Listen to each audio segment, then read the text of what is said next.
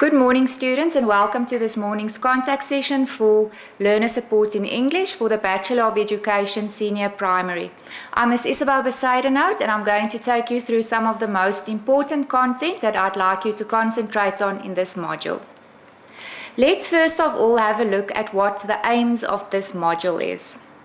We can see that all the aims are centered around helping and supporting learners, especially upper primary learners, in learning English. In this module, the main aims will be the following: to analyse key issues underpinning learner support as well as syllabus guidelines, to evaluate learning support of issues about the teaching, learning of grammar, analyse learning support about listening and speaking, discussing learning support of issues about reading, to propose learning support in issues about writing, analyse learning support in issues about prose, discuss learning support in issues about poetry, and finally also to be able to evaluate learning support about issues of assessment in English. Let's move over to the first unit, and the first important aspect I want to concentrate on is if you deal with auditory and kinesthetic learners, what is the major differences that you as a teacher need to look at? The auditory learner will engage better during class discussions and respond to storytelling. He or she will often talk to himself or herself and read out loud. It would be helpful to tape lessons for the learner to listen later, or to let the learner listen to a podcast of a recorded lesson or program. Something else that is fruitful is discussions with the learner, the tutor or other learners to reinforce learning, and also to let the learner participate in group discussions. On the other hand, if we deal with kinesthetic learners, they learn best by doing things or taking a walk while studying information. You should provide them with a hands-on environment, underline or highlight text with different colors to help them learn. They also respond well to photographic images, movies, videos, and YouTube clips. And finally, these learners enjoy role-play scenarios. In Unit 2, what I would like to look at is the 5 areas of content used to promote the proficiency of the respective language. The first aspect is listening and responding. Here you should aim to develop the learner's auditory skills to listen and respond to the information heard and to recognize instructions and directions. When it comes to responding, the learner should be able to comprehend feelings, intentions, emotions, and attitudes of speakers, and he or she should also develop an awareness of the structure of language and vocabulary. The second area is speaking. Learners should develop fluency in the correct use of language structure, be able to communicate confidently and effectively using appropriate vocabulary convincingly in different situations, and also be able to show a sense of audience and purpose. The third area is reading and responding. Here the learner should develop silent reading skills as well as skills for reading aloud. He or she should read for understanding and enjoyment and be able to extract information from a variety of texts and use reference materials as well. In the area of writing, the learner should be able to write a variety of texts showing a sense of audience and purpose. He or she should also use sentence structures, correct spelling and punctuation in well-structured paragraphs. The last area is grammar and usage. Here learners should be able to write with progressively more accuracy in spelling, punctuation and referencing. They should be able to use appropriate vocabulary and finally use idioms and parts of speech in a range of sentence structures. Still part of this unit, I would like to have a look at what are the advantages of the integrated skill approach in language learning. Now, first of all, if we look at what it is an approach that is contrasted with a segregated approach in the sense that it exposes English language learners to authentic language and challenges them to interact naturally in the language. The learners rapidly gain a true picture of the richness and the complexity of the English language as employed for communication. Furthermore, the approach stresses that English is not just an object of academic interest, nor merely a key to passing an examination. Instead, by using this approach, the language becomes a real means of interaction and sharing among people. The approach also allows teachers to track learners' progress in multiple skills at the same time. Integrating language skills also promotes the learning of real content, not just the dissection of language forms. Finally, the integrated skill approach, whether found in content-based or task-based language instructions or some hybrid form, can be highly motivating to learners of all ages and backgrounds. Integrating different language skills, how do we do that? In order to integrate the language skills in the ESL or the EFL class, teachers could consider the following. Aim to learn more about the various ways to integrate language skills in the classroom, and also reflect on your current approach and evaluate the extent to which these skills are being integrated. You can also choose instructional materials, textbooks and technologies that promote the integration of listening, reading, speaking and writing, as well as the associated skills of syntax, vocabulary and so forth. Another thing that you can do is, even if a course is labeled according to just one skill, remember that there are many ways to integrate other language skills through appropriate tasks. You should also teach language learning strategies and emphasize that a given strategy can often enhance performance in multiple skills. With careful reflection and planning, all teachers can integrate the language skills and strengthen the tapestry of language teaching and learning. When this tapestry is woven well, learners can use English effectively for communication. In our third unit, I would like to concentrate on the reflective problem-solving process. Please keep in mind that whichever content we include, that you should also be able to apply the knowledge in this module. Now, what is the first step if we are faced with a problem-solving process? First of all, we need to define the problem. That entails listing the characteristics of the problem by focusing on the symptoms, the things that are affected, and the resources or people related to defining the problem. You then pare down the thinking to a clear definition of the problem to be solved. The next step is to analyze the problem. This you do by using the evidence you collected in step 1 to decide why the problem exists. This step is separate from defining the problem because when the steps are done together, it might cause you to prejudge the cause. The third step is to establish criteria. You need to set a clear objective for the solution. If the problem is too difficult, break the objectives into 2 categories, namely musts and wants. Don't discuss the solutions yet, just the criteria the solution must meet. Then we go over to proposing solutions.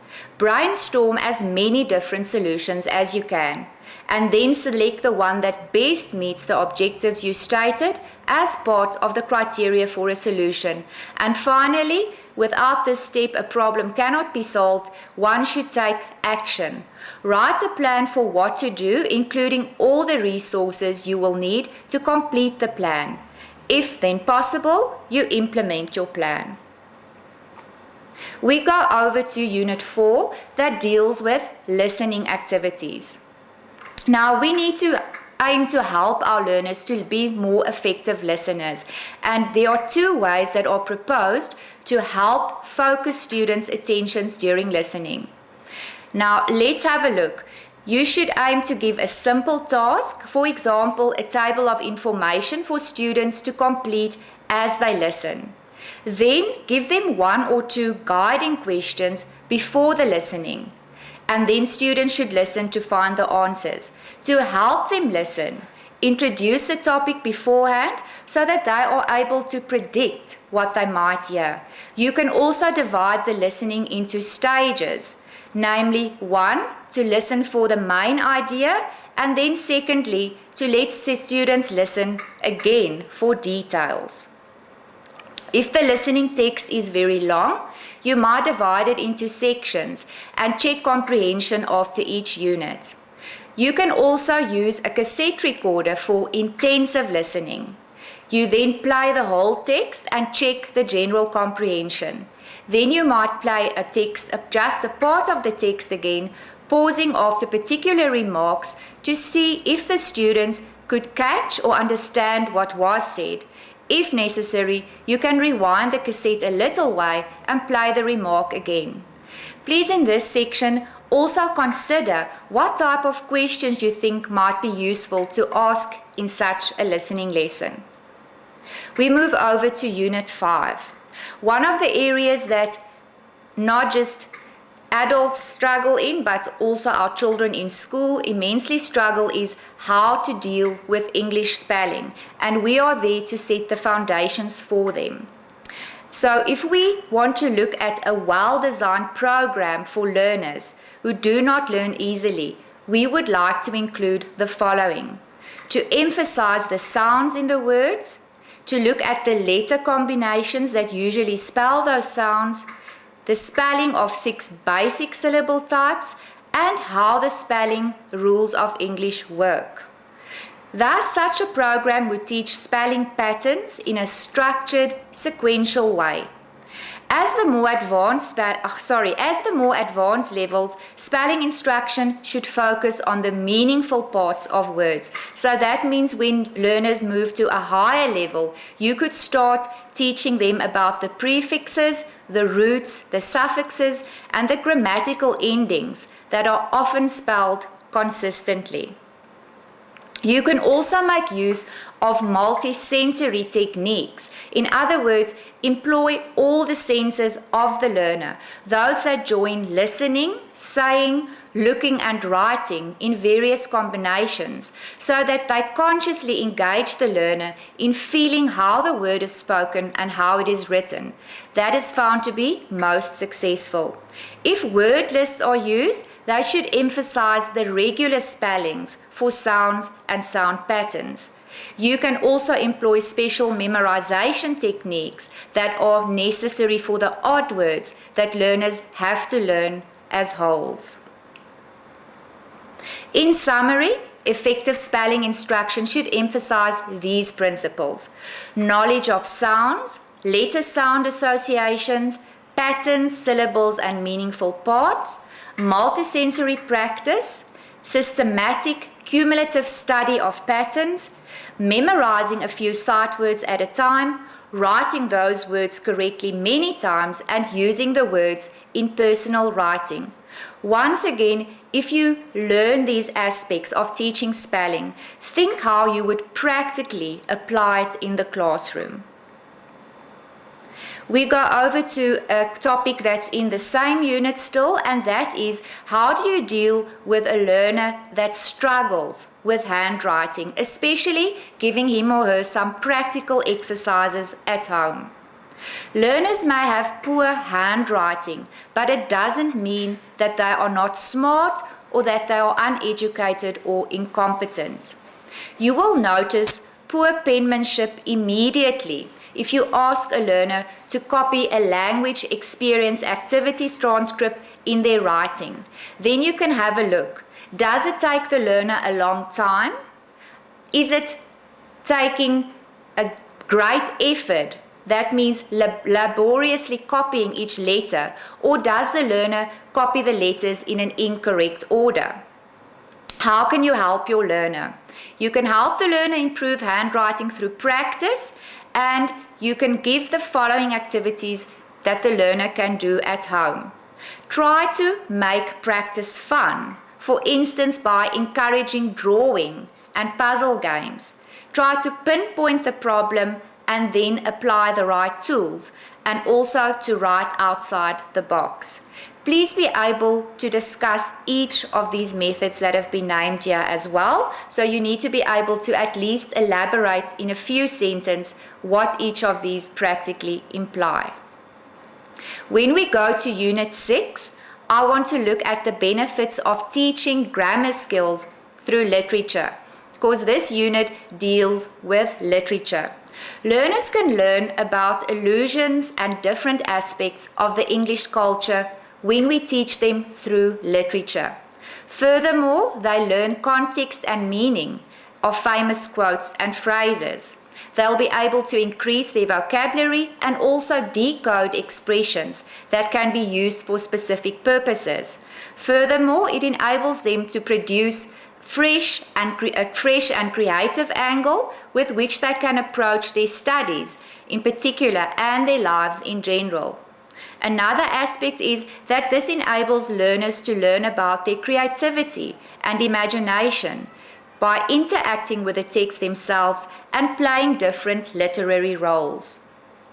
Another aspect is that learners can live literature, not only read it. Plays can be represented so that learners can be immersed in a different time and into a different person. By reading new words and phrases, they increase their lexicon. And they also develop their autonomy and independence, allowing them to make hypotheses and guessing unfamiliar words. The use of authentic literary text gives learners the opportunity to connect with real-world issues, and it also allows them to learn good moral and social values for their lives. We move over to Unit 7. Now we particularly look at prose for upper primary learners and what the aims are of teaching this. We want to teach upper primary learners prose to enable them to do the following: to understand passages and grasp its meaning, to read with correct pronunciation, stress, intonation, pause, and articulation of voice, to enable them to understand by doing silent reading, to enrich their active and passive vocabulary, to express ideas of the passage not only orally but also in writing, to enjoy their reading and writing, and also to develop their imagination. Please be able to elaborate and make it clear that you understand what is meant by each of these aims. We move over to the second last unit, which is Unit 8. And now we want to focus on the value of studying poetry in the upper primary section. The first thing that makes it very useful is that we create language awareness. Poetry is known to increase learners' literacy and linguistic awareness. In addition, it helps learners to expand their oral and written vocabularies. It furthermore also helps the reading and writing and helps learners to become more aware of the ways in which language can be used, as well as the rhythms, images, and meanings that can be created. In the second place, it helps them with critical analysis. According to a study done in 2002, learners who study poetry in the classroom increase their skills of critical analysis. Poems use a variety of techniques, metaphor, imagery, rhyme, and meter to convey meaning. By picking out these techniques and thinking about how they function in the poem, it helps learners to develop their analytic and critical skills. Poem can also have multiple layers of meaning that readers must analyze carefully to understand. So we can see that by discussing poetry with our learners, we cover a much larger field than just the English language. The third thing that makes poetry a good way to teach language is the fact that it creates creativity and enthusiasm. Learners can become very enthusiastic about poetry in the classroom, connecting their reading experiences to their own experiences of music in their own lives. Moreover, it allows learners to write poetry for class, and it encourages them to express themselves creatively.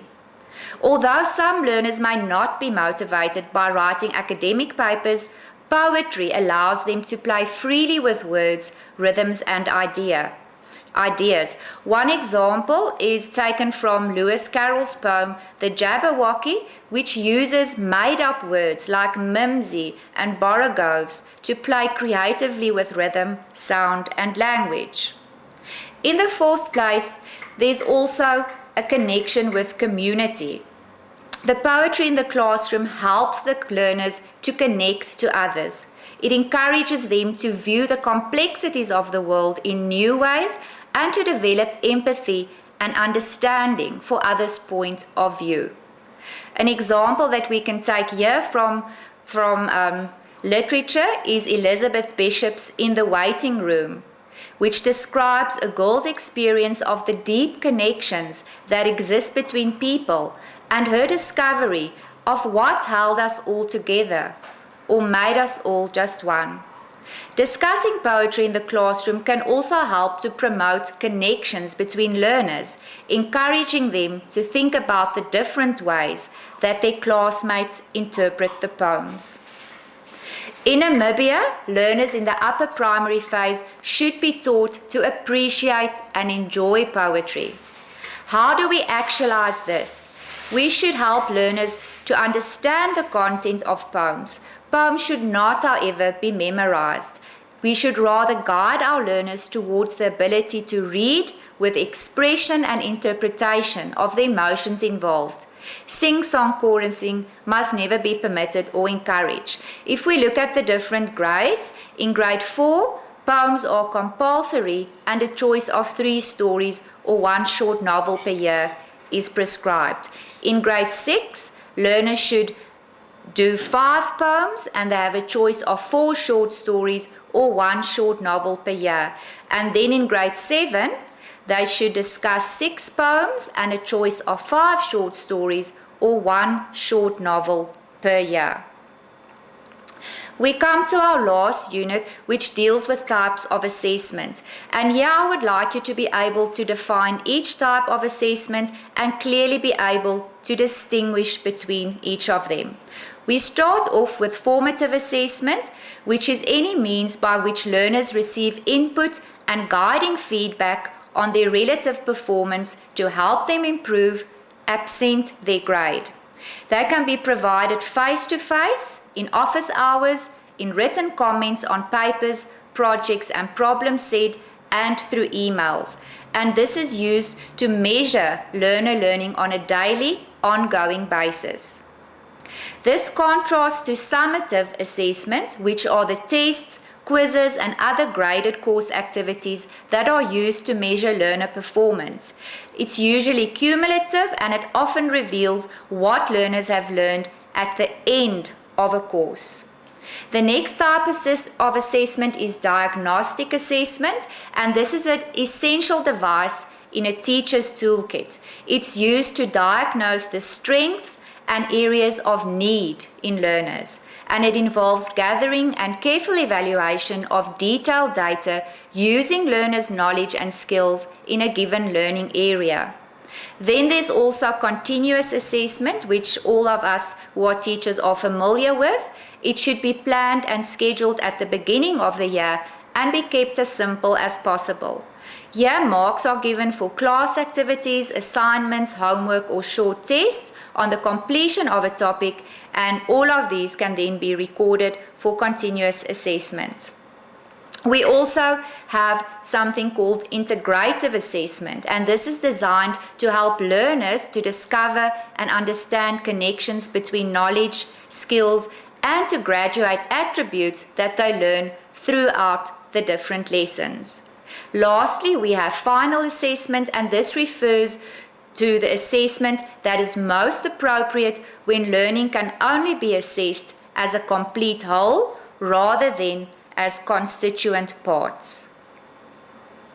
Another important topic, and it forms part of assessment, is how can we help our learners to approach examinations, especially how can we help them to prepare for writing of examinations. Now, teachers are able to help learners to do well as well as they can in exams and help them to maintain motivation and enjoyment in the English class. Now, before we look at how we can help our learners, what are usually the problems that learners struggle with when they prepare for the English exams? Mostly it's a very stressful time. It might also seem that there's never enough time. The exam preparation in class might become boring. And teachers find it hard to find suitable materials for the preparations apart from the practice tests. Also, doing practice tests could be demotivating for learners if they do badly in them. And lastly, when you help them prepare, it might seem that teaching turns into testing. So, what guidelines can teachers follow to help their learners to prepare better for a written examination? First of all, it's advised to never raise false hope in learners. Take some time out as well. Use variety in your lessons and also try to use all available resources. Make use of technology as much as you can. Aim to learn from other colleagues who have good ideas, but also do not forget the basics. Share the burden among your colleagues and also help learners or teach them how to assess themselves. Lastly, make learners the markers. We know that when we enable learners to mark their own work or to assess each other's work, we empower them and we help them to take more responsibility for their own learning. So for each of these points, once again, make sure you understand them, that you can elaborate on them, and that they can be applied practically in your classroom. That brings us to the end of the presentation. Now I want to end it off by once again helping you or reminding you of the importance of action verbs. The verbs thinking processes are important. You have a table of verbs that you find in the beginning of your guide, and it's used in the assignment as well as in the examination to tell you what kind of thinking is involved in each verb. It's in section 7 in the beginning of your study guide usually, and I just want to look at 3 of the most common verbs that we use and what they entail. If you are asked to discuss something, you need to give a clear description and you have to argue the features by pointing out both positive and negative features and then arrive at a conclusion. If you are asked to examine, it means that you need to identify detailed features of something or of a problem systematically and then discuss it according to a given directive, once again drawing a conclusion. Lastly, to evaluate means to determine value, worth, quality or success of something according to certain criteria.